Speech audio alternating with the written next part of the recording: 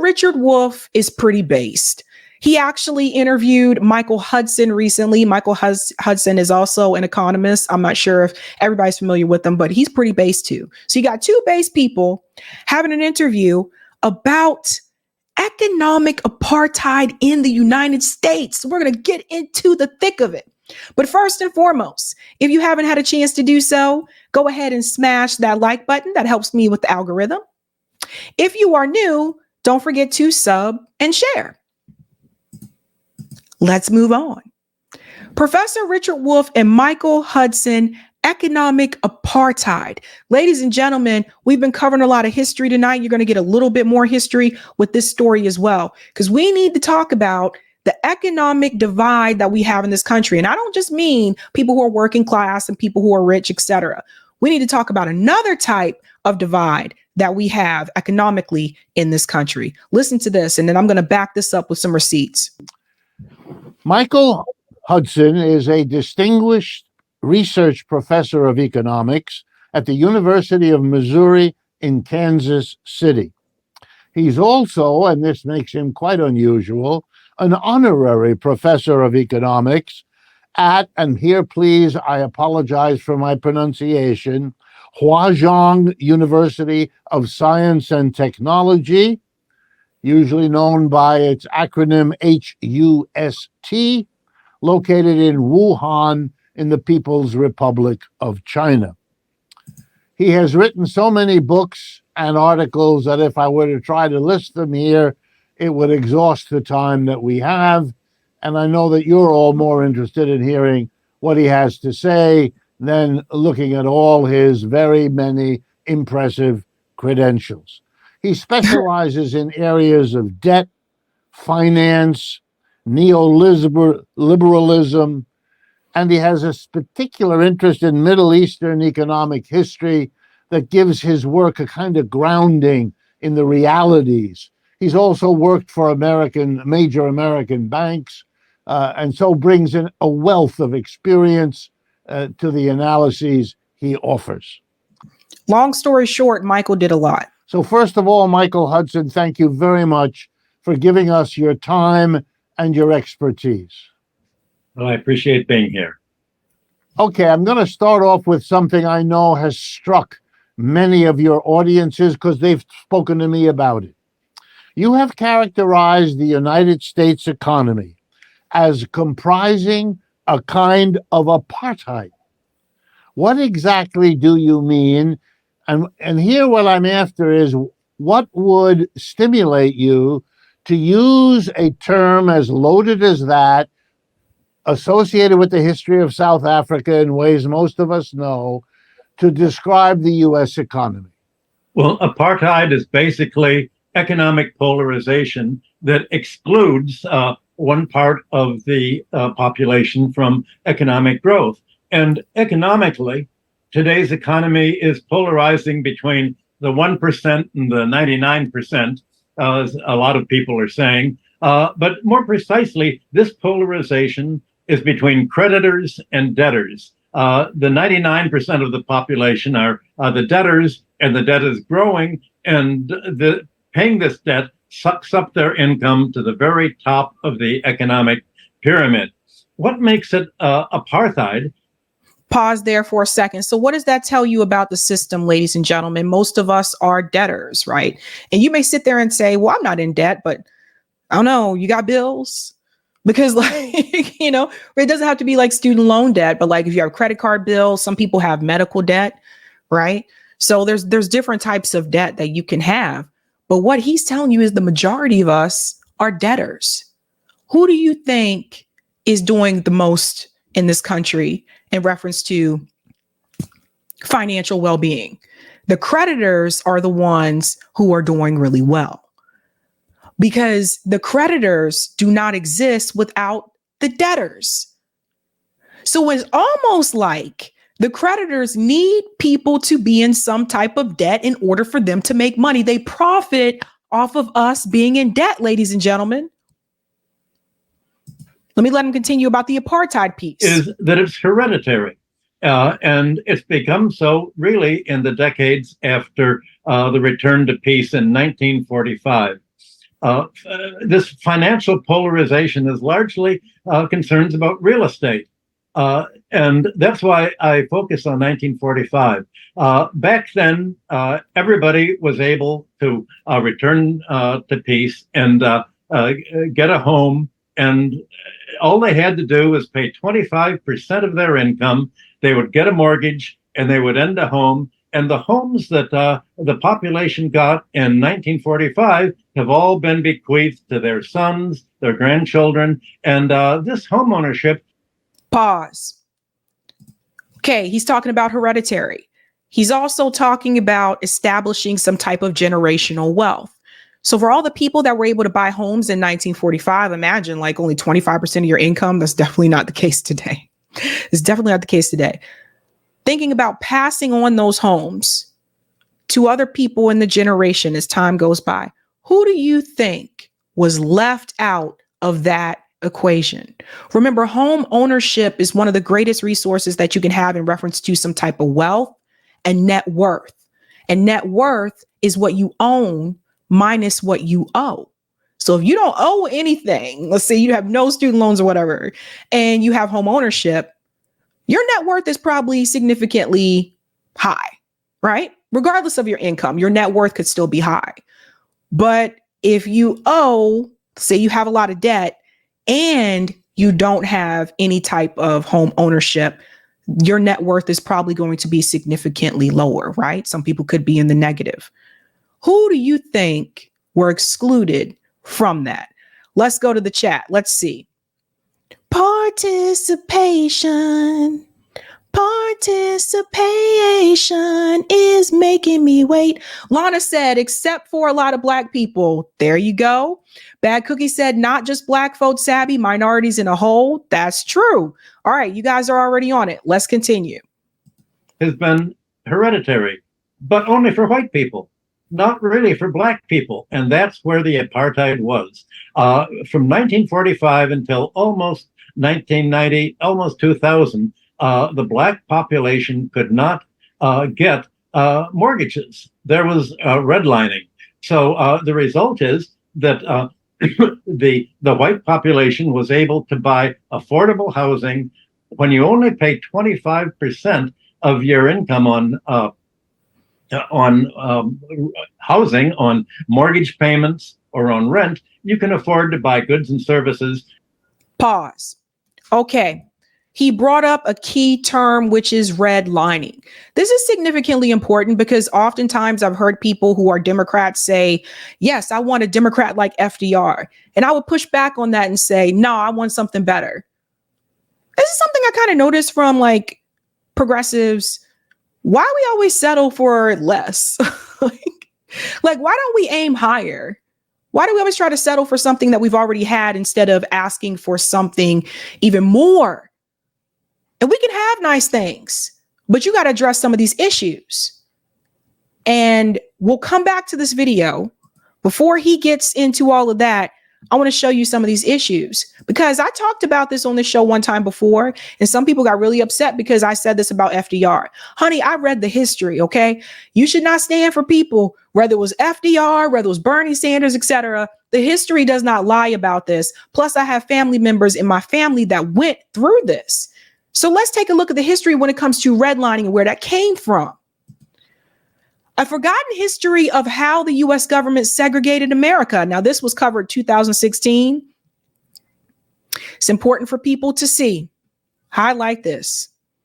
In 1933, faced with a housing shortage, the federal government began a program explicitly designed to increase and segregate America's housing stock. Author Richard Rothstein says the housing programs begun under the New Deal were tantamount to a state-sponsored system of segregation. Who was the New Deal from? That was FDR's New Deal. See, a lot of times people like to talk about, well, Republicans are going to do this to Black people, and as if Democrats didn't do these things to Black people as well. That's what I want you to understand. Both sides have done this. It goes on to say here, The government's efforts were primarily designed to provide housing to white, middle-class, lower middle-class families. African Americans and other people of color were left out of the new suburban communities and pushed instead into urban housing projects. And this brings up another issue. Why were they prevented from getting in? Number one problem was the banks. The banks were not willing to give loans to those populations, so they could never get into the community in the first place. They were already had the door closed in their face with the loan issue. You couldn't get the loan from the banks. So they were making sure that you stayed in the inner cities, which then developed more poverty. Why did it develop more poverty? Because when the white families, those upper, lower middle class white families, when they left those cities, white flight, and they moved into those suburban areas, they took their wealth with them. Now you pivot to the education issue. When we talk about public school education in this country, it's funded by property taxes. So if the people that have the wealth, the most wealth, leave that area and move somewhere else, that means that is funds that is taken away from resourcing those public schools. And those schools become under-resourced schools. People don't want to teach at those schools. You see where I'm going with this. It goes on to say a little bit more here. Rothstein's book, The Color of Law, examines the local, state, and federal housing policies that mandated segregation. He notes that the Federal Housing Administration, which was established in 1934, furthered the segregation efforts by refusing to insure mortgages in and near African American neighborhoods, a policy known as redlining.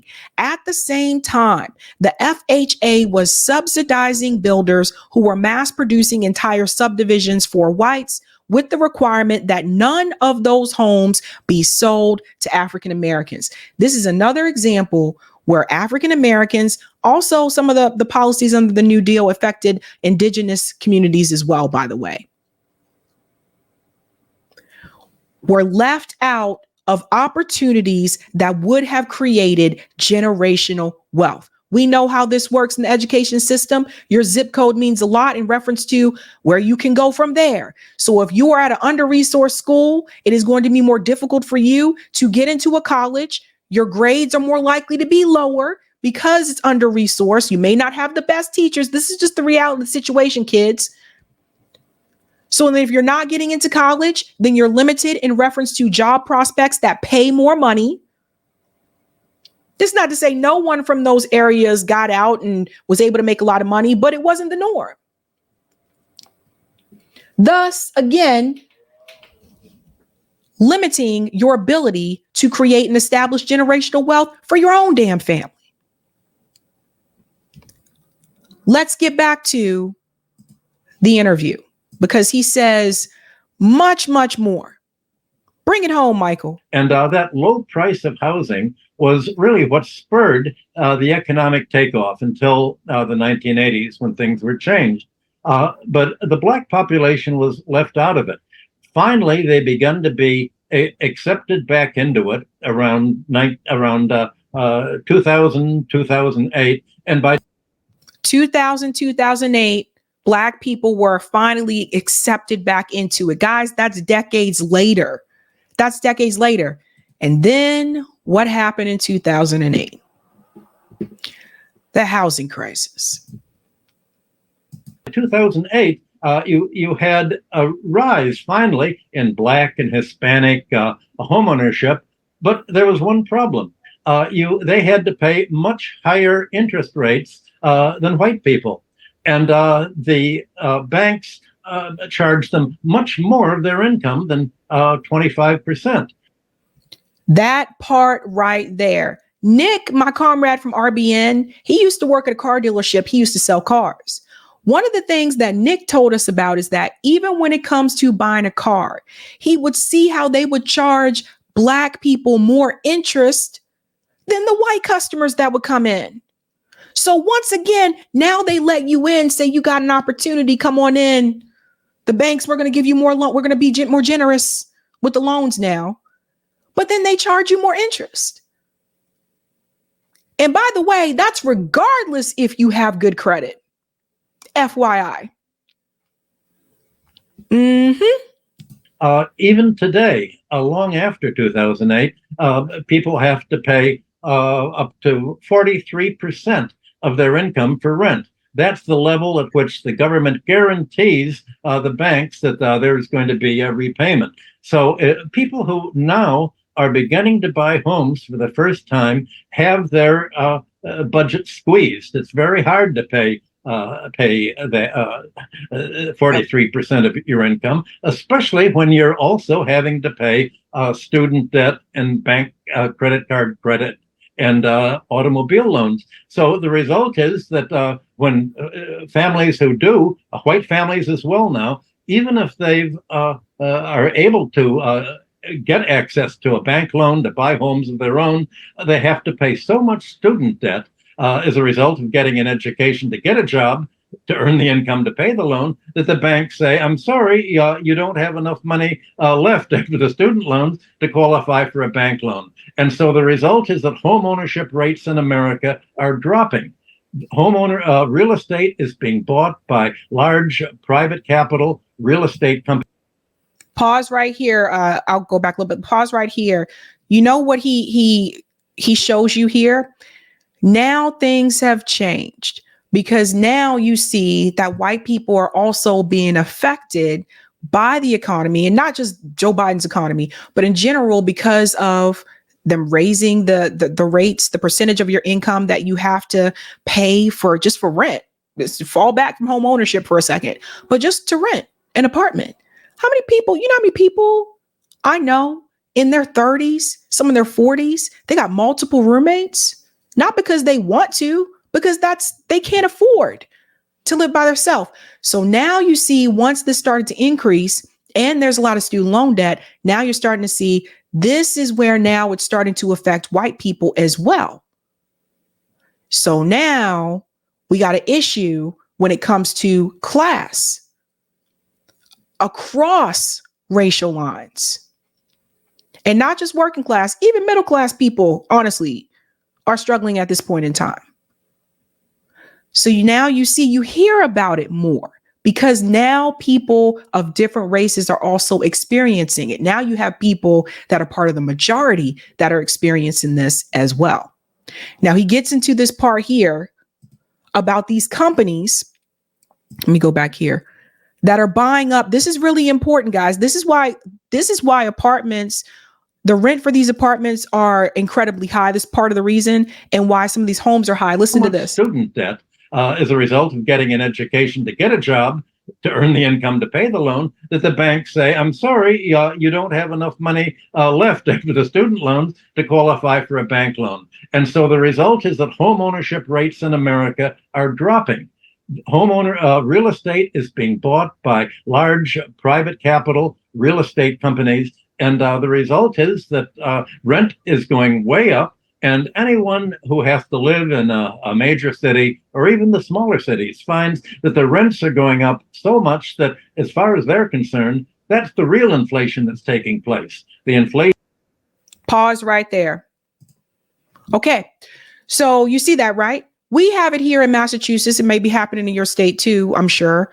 But all of these private investors that come in and they buy an entire apartment building, the whole damn building, and then they renovate the apartment building. Now, all of a sudden, instead of affordable housing, it's luxury condos or luxury apartments. The apartments are smaller. They think we all want to live in a box. I don't know what that's about. They think we all want to live in a box. They want us to have less. You noticing this? They want us to have less.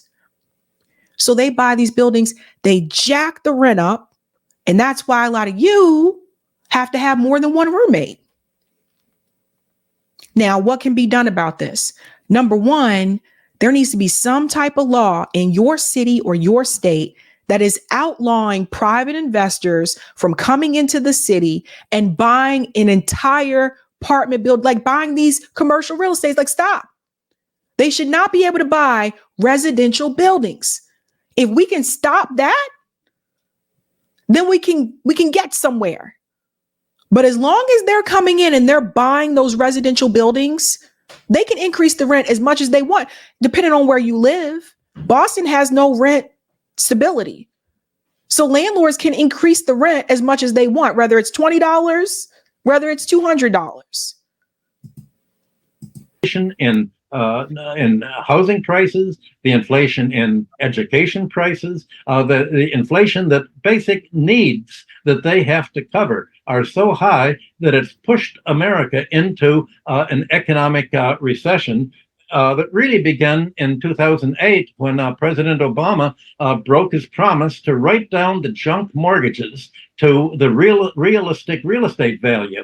The banks had been very predatory towards low-income borrowers, especially Black and Hispanic borrowers. For the first time, That's right.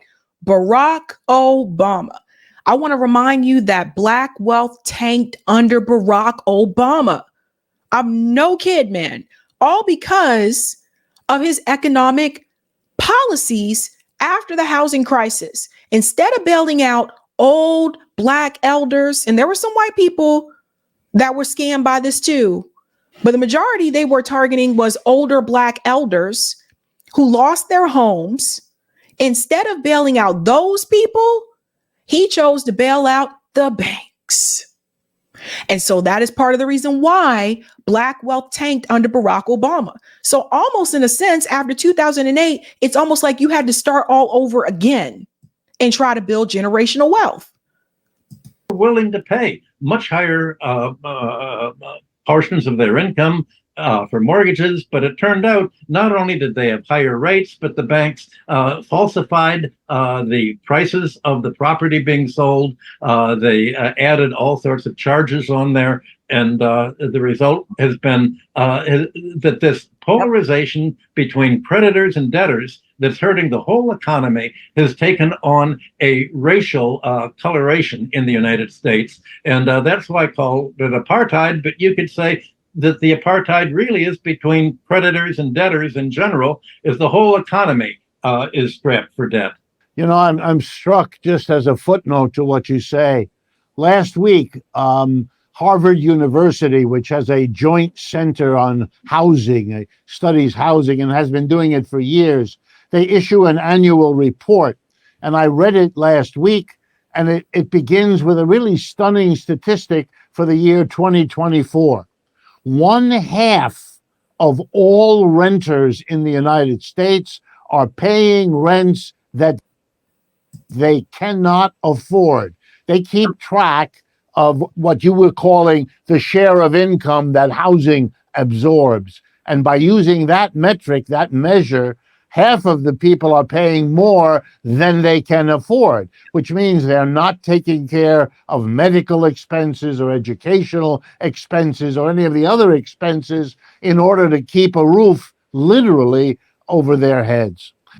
Those things fall by the wayside and you have to pay for your rent. I know because I've been through that. Those things fall by the wayside.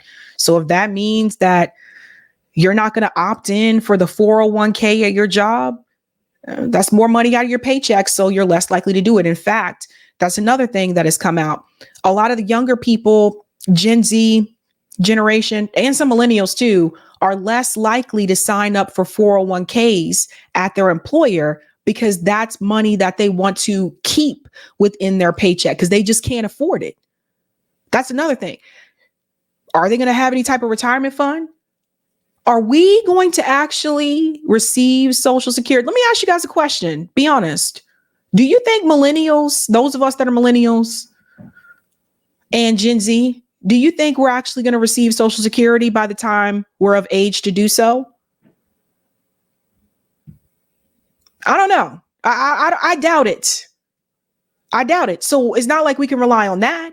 And if people aren't signing up for 401ks, are people going to have any type of retirement put aside?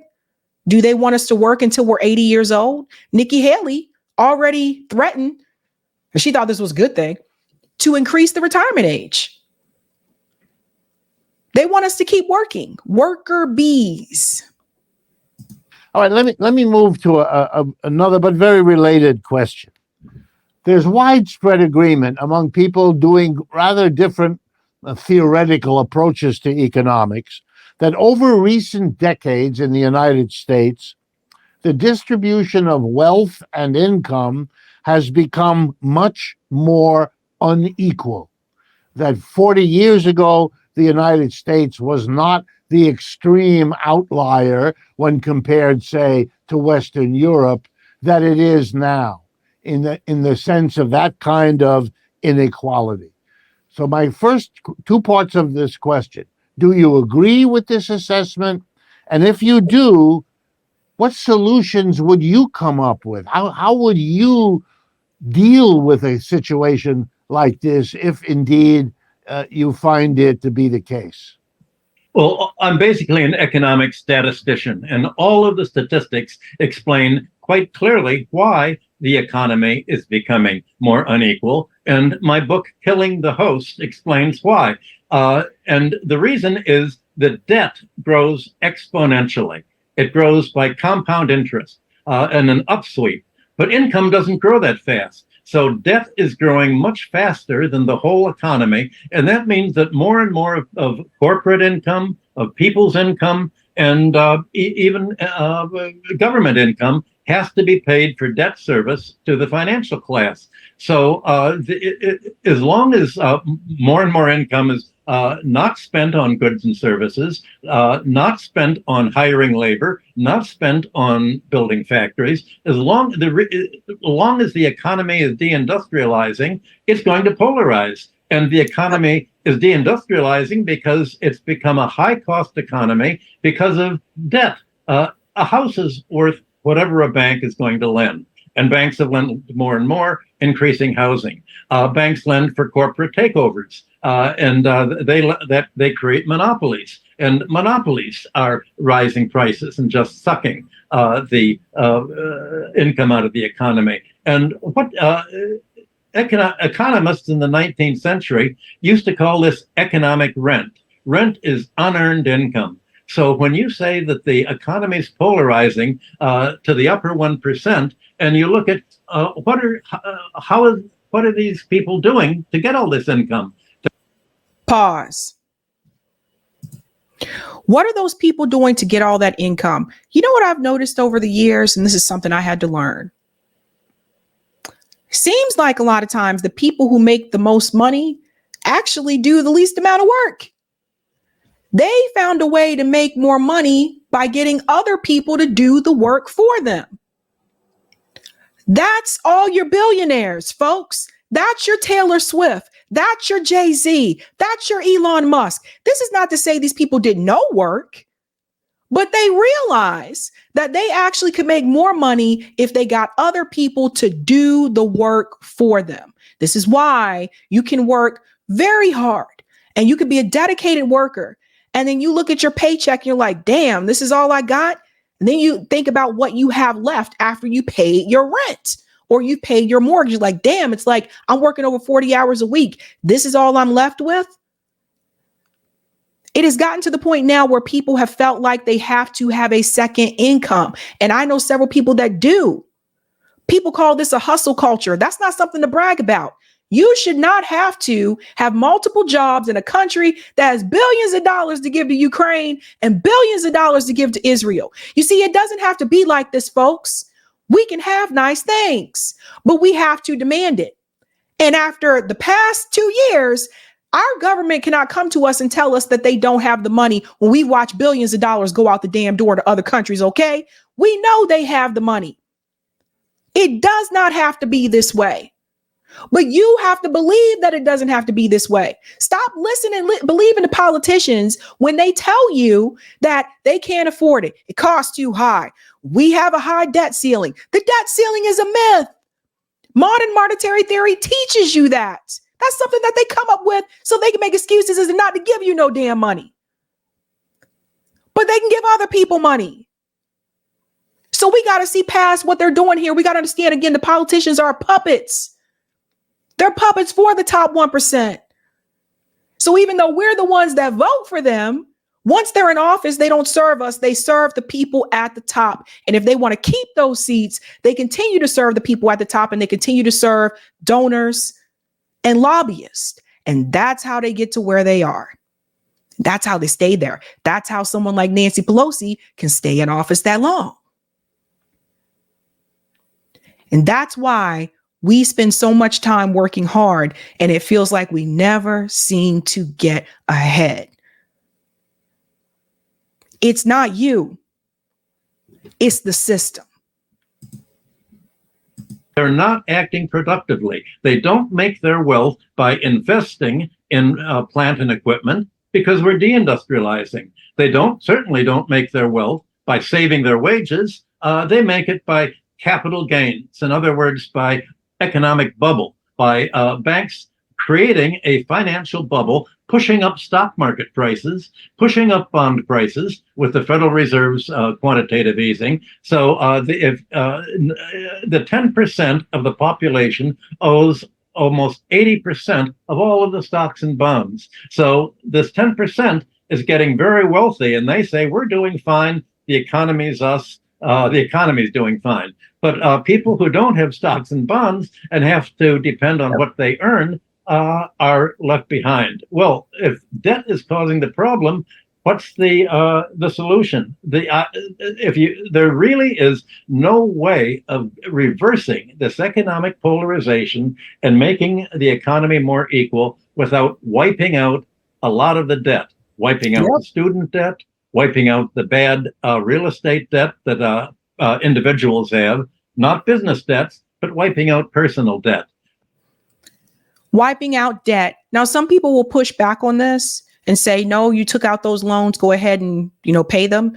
But what people need to understand is all of the people in the United States that have, hundreds of thousands of dollars of student loan debt, most of them are never going to be able to pay all of it off, like before they're dead. Let's just be honest. That is holding everybody else back. Think about this, folks. If Joe Biden would have wiped out all of student loan debt, do you realize how the economy would have benefited from that? People wouldn't have been able to buy homes. Then people can come up with the down payment on a home while they still can, right? That would actually benefit. When we talk about giving African-American descendants of slavery, we talk about giving reparations. People say that's not fair. The money's just going to go to them. First of all, you don't come to me about fair because they didn't give this to other people in this country. But two, do you understand that that would also be good for the economy? Everybody would benefit in the end. That's the thing. But we can't get there because we have people still trying to polarize and say, this person got something that I didn't get. This person got da-da-da-da. Look at who's at the bottom. And a lot of times we talk about equality, we need to talk about equity. Because if I have two people in front of me, and let's say Paul has $10, and let's say Alyssa has $5, and I want to be equal. I want to give everybody the same. So I give $100 to Paul and Alyssa. Paul already had $10. Now he has $110. Alyssa had $5. She has $105. But there's still equality because I gave both of them $100. But that's not equity. And that's what we need to talk about more. Equity. And once we can get into that conversation, then we can talk about making some real change. I'm not against equality, but equality without equity doesn't mean anything for people who are at the bottom. That's something to think about. Something to think about. I think that we finished with, there's one more part. Sorry. And the good thing about wiping out the personal debt is this wipes out the savings of the 1%. The savings of the 1% are lent out to the 99%. And if you're going to save the 99% for debt, that means writing down all of this sucking up of economic rent, of capital gains, of financialization that have accrued only to the 1% or top percent of the population. Well, another solution is to realize that housing should be a human right. There has to be a lot of housing, and housing should be made available today for everyone. White, black, everyone basically should be able to have housing for 25% of their income. Those are the two major solutions to the problem. Yes, and the only And that's pretty much the end of that there. Everyone should be guaranteed a roof over their head. We talk about needs. I'm not talking about wants. People need shelter. People need food.